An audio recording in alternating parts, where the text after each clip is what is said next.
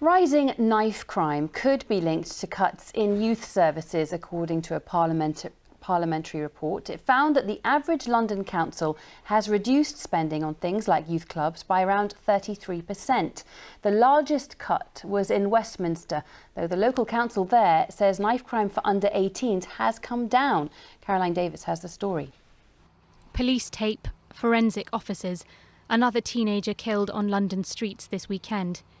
Many have their own explanation for London's knife crime, but today a parliamentary group focusing on knife crime say they have data that links it to cuts in youth services.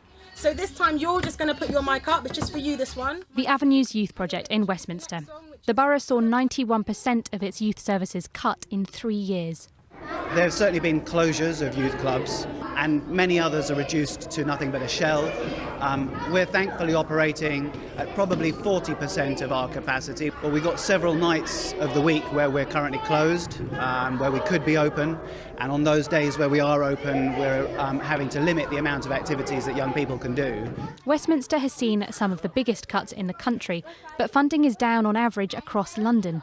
Only half of London's boroughs replied, but figures show there's been an average of 33% cuts in real-term funding for youth services in the capital in the last 3 years. Since 2011, they say the number of youth service staff employed by London councils has fallen by 56%, and the number of youth centres fully funded by the local authority is down by 65%.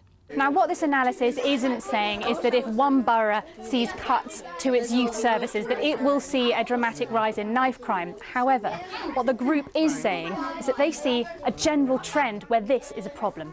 But can you directly link youth service cuts to knife crime? It's a causal factor, I think, definitely, but it's one of many that adds into a very complex picture on why we're seeing increased youth violence on our streets at the moment. So are the parliamentary group oversimplifying?